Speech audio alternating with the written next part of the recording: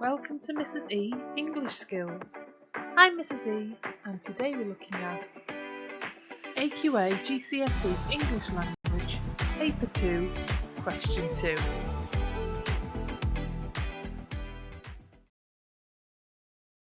Question 2 asks you to summarise.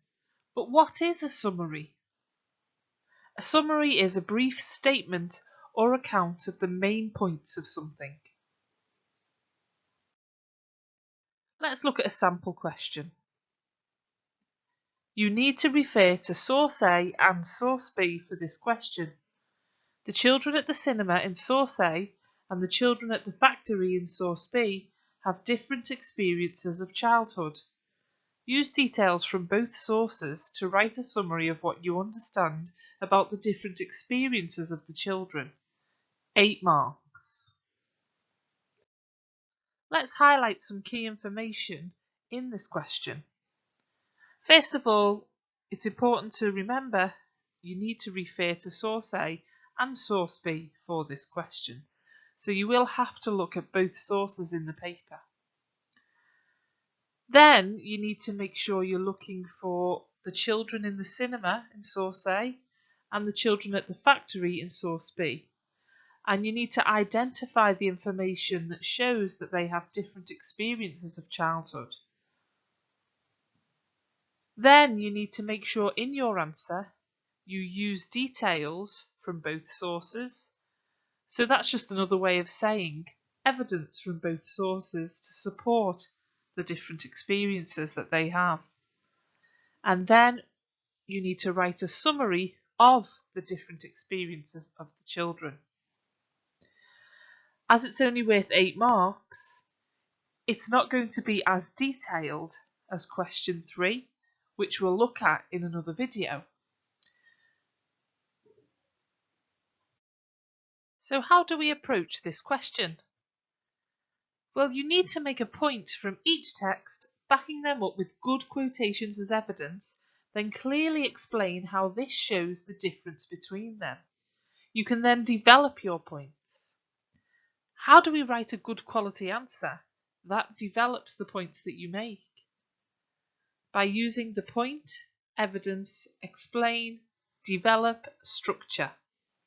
Check out the first 2 videos in my AQA GCSE English Language playlist to go over this if you're not too sure.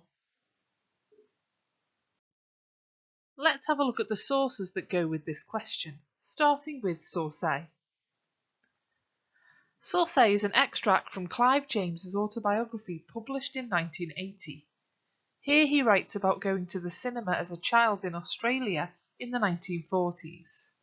So this is our 20th century text. Every Saturday afternoon at the Pictures there was a feature film. 16 cartoons and an episode each from 4 different serials. The programme just went on and on and on. The Margaret Street children would join up with the Irene Street children, and the combined mass would add themselves to the Sunbeam Avenue children, and they would join the swarm of children from all the other areas, all moving north along Rocky Point Road towards Rockdale, where the Odeon stood. In summer, the concrete footpaths were hot. The tarmac footpaths were even hotter. Bubbles of tar formed to be squashed flat by our leathery bare feet. Running around on gravelled playgrounds throughout the spring, by summer we had feet that could tread on a drawing pin and hardly feel it. When you got to the cinema, the first thing you did was stock up with lollies. Lollies was the Australian word for what the English call sweets, and the Americans call candy. Some of the more privileged children had upwards of 5 shillings each to dispose of, but in fact 2 shillings was enough to buy you as much as you could eat. Everyone without exception bought at least one Hoadley's Violet Crumble Bar. It was a slab of dense, dry honeycomb, coated with chocolate. So frangible was the honeycomb that it would shatter when bitten, scattering bright yellow shrapnel. It was like trying to eat a china vase. The honeycomb would go soft only after a day's exposure to direct sunlight. The chocolate surrounding it, however, would liquefy after only 10 minutes in a dark cinema. Fantails came in weird blue packets shaped like an isosceles triangle with one corner missing. Each individual fantail was wrapped in a piece of paper detailing a film star's biography, hence the pun, fantails. The fantail itself was a chocolate-coated toffee so glutinous that it could induce lockjaw in a donkey.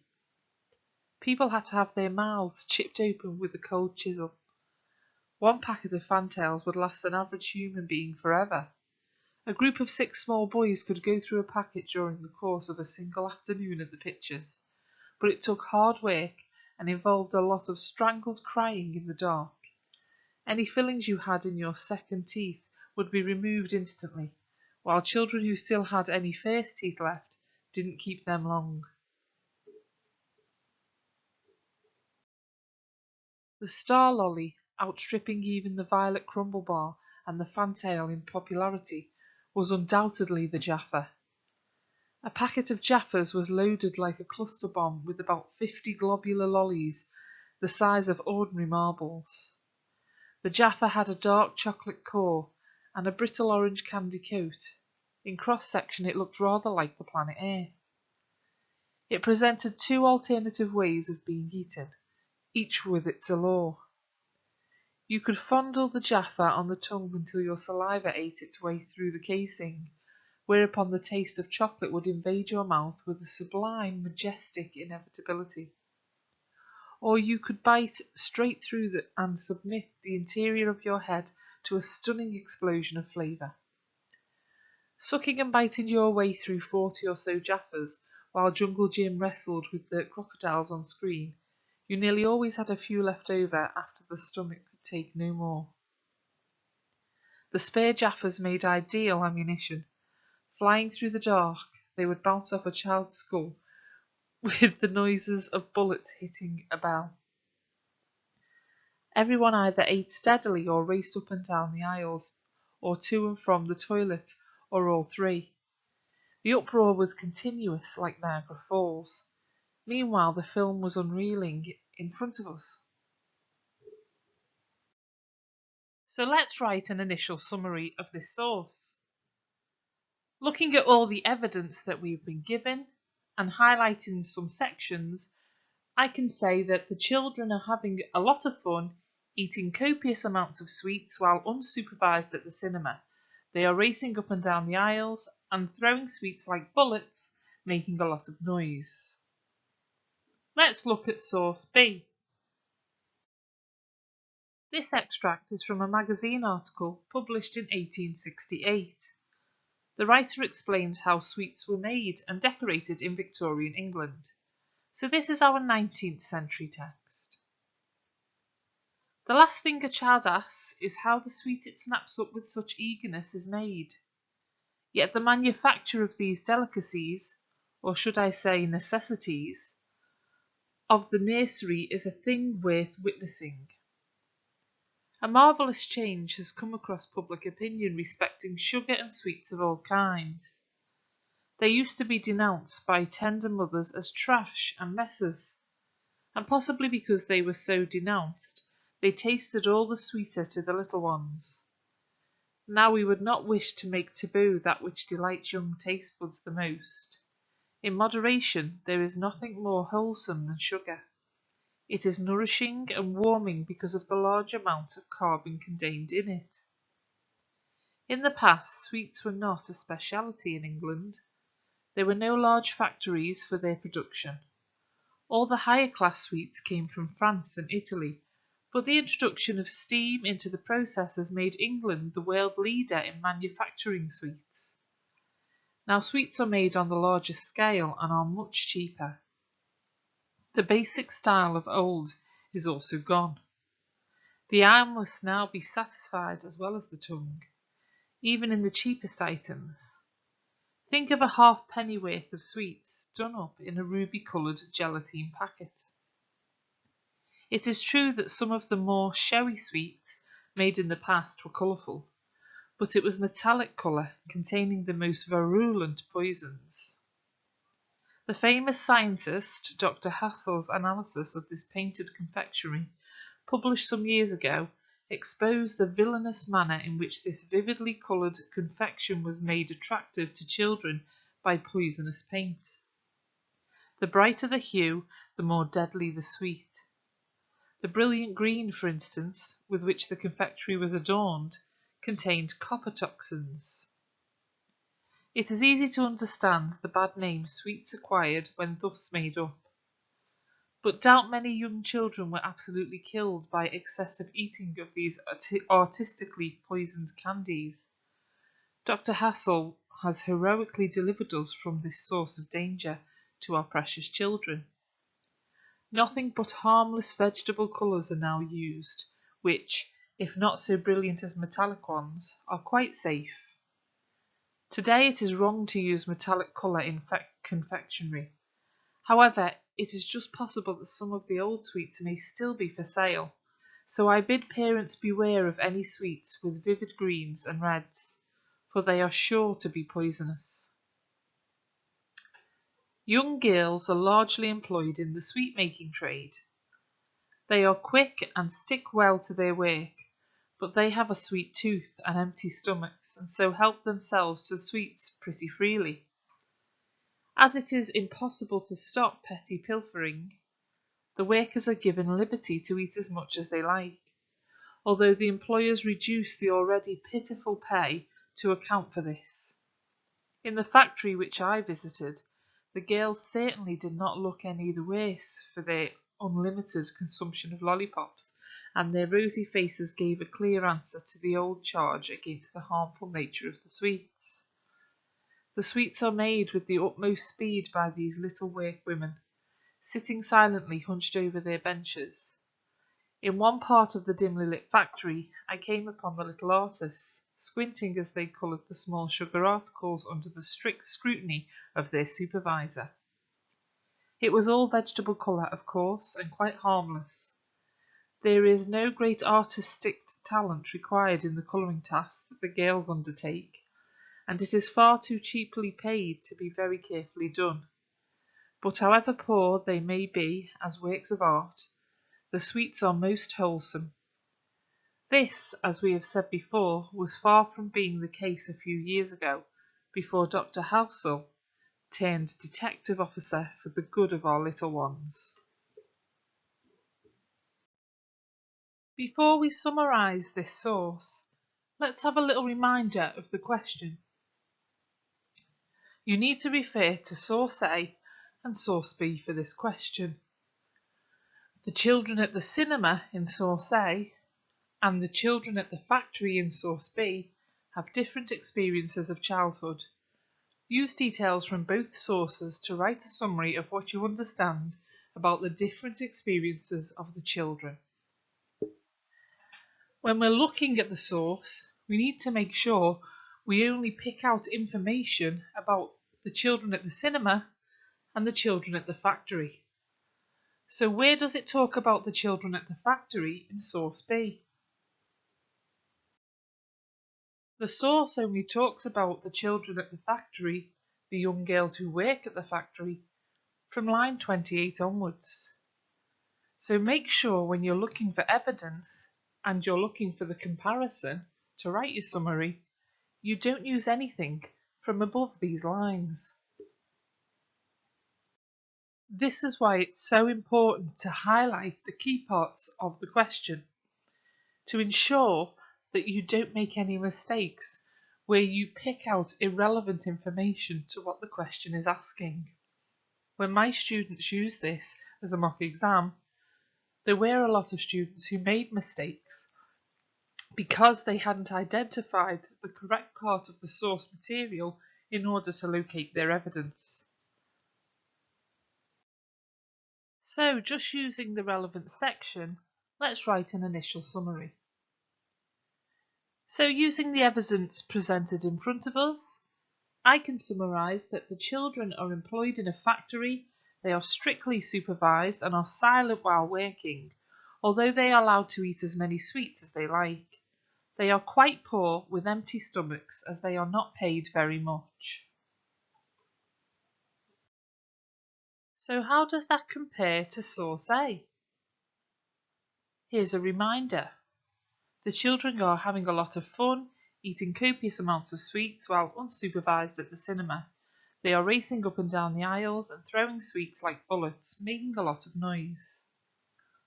Can we write a summary of the differences? So let's highlight the differences, as that's what the question is asking for. The children in source A are having a lot of fun. They're free to do what they like, whereas the children in source B are employed. The children in source A are eating copious amounts of sweets, so therefore have full bellies, while the children in source B have empty stomachs. The children in source A are unsupervised, however the children in source B are strictly supervised. And the children in source A are making a lot of noise, while the children in source B are silent. Now we know the differences, we're ready to write our answer. But how do we do this? Remember, you need to make a point from each text. Back this up with good quotations as evidence, and explain how this shows the difference between them. You can even develop your points if you find information to do so. Why don't you pause the video here to have a go before I reveal a sample answer?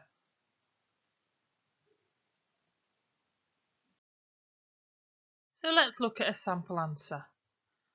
For this video, we're only going to look at 1 point for each sample answer. Obviously, for this question, you will need to write 3 points, so 3-point evidence explains. So here we go. In source A, the children are eating lots of sweets and running around. Everyone either ate steadily or raced up and down the aisles or to and from the toilet or all three, which shows that they are having fun. This happy childhood experience is different to the other children, who have to do a job. In source B, their experience is hard because it says, sitting silently, which shows they are quiet and still, not allowed to speak or move as they work. You can see here that I've clearly labelled each section, if you will, of the answer structure.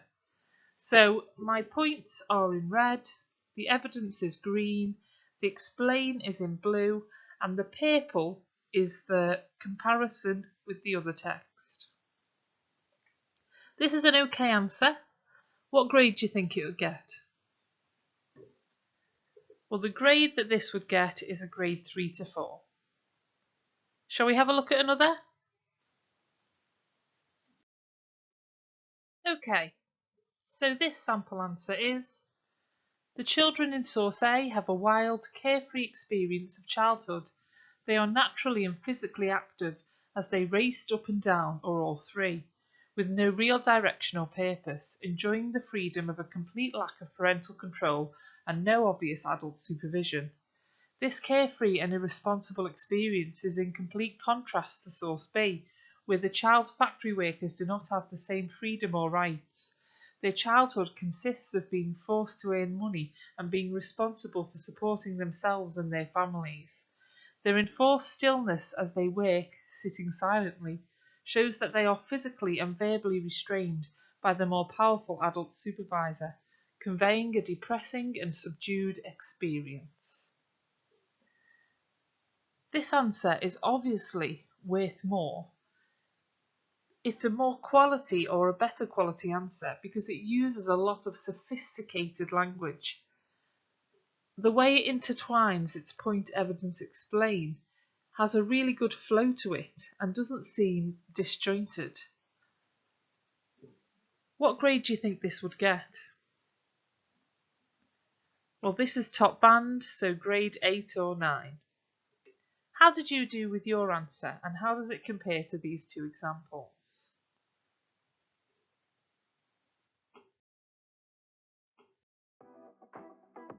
Thank you for watching. I hope you've enjoyed this look at Paper 2, Question 2 summary.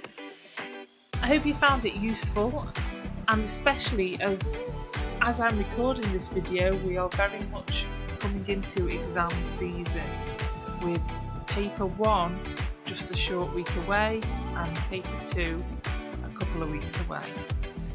Don't forget to check out my other videos to keep improving your English, and leave a comment below if you've got any questions that you would like help with your revision, for example, and I'll be sure to answer them if you pop them down below. Also, please subscribe, and thank you to all my new subscribers. It really does help me out and allows me to continue doing this, which is something that I love to do. See you next time. I'm Mrs. E, and I'll see you soon.